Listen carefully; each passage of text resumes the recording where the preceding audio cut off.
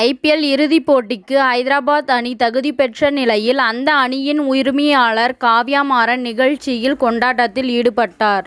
ராஜஸ்தான் அணிக்கு எதிரான குவாலிஃபயர் இரண்டாவது போட்டியில் ஐதராபாத் அணி 36 ரன்கள் வித்தியாசத்தில் அபார வெற்றியை பெற்றுள்ளது. இந்த போட்டியில் முதலில் பேட்டிங் ஆடிய ஐதராபாத் அணி 20 ஓவர்களில் 9 விக்கெட்டுகள் இழப்பிற்கு 175 ரன்களை குவித்துள்ளது. ஐதராபாத் அணியில் ஸ்பின்னர்களே இல்லாததால் ராஜஸ்தான் அணி எளிதாக வெற்றி பெறும் என்று எதிர்பார்க்கப்பட்டது. ஆனால் ராஜஸ்தான் அணி 20 ஓவர்களில் 7 விக்கெட்டுகள் இழப்பிற்கு 139 ரன்களை மட்டுமே சேர்த்து தோல்வியை சந்தித்தது. ராஜஸ்தான் அணி 64 ரன்களுக்கு ஒரு விக்கெட்டை மட்டுமே இழந்த நிலையில் கண்மூடி திறப்பதற்குள் அடுத்த 37 ரன்களுக்கும் 5 விக்கெட்டை பறிகொடுத்தது.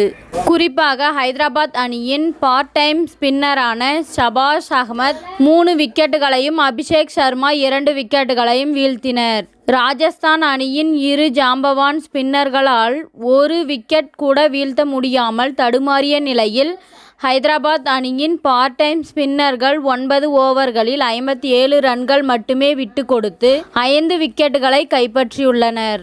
ஆடுகளத்தில் ஸ்பின் இருப்பதை அறிந்து கமின்ஸ் 2 ஸ்பின்னர்களையும் சிறப்பாக பயன்படுத்தி வெற்றி பெற்றுள்ளார்.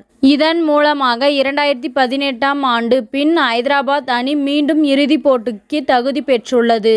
இதன் மூலமாக 3வது முறையாக ஐதராபாத் அணி இறுதிப் போட்டிக்கு முன்னேறியுள்ளது.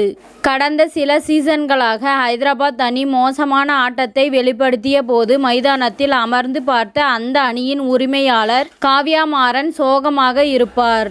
ஆனால் இந்த போட்டியில் ஐதராபாத் அணியின் ஸ்பின்னர்கள் அடுத்தடுத்து விக்கெட்டுகளை வீழ்த்திய போது உற்சாகத்தில் துள்ளி குதித்தார்.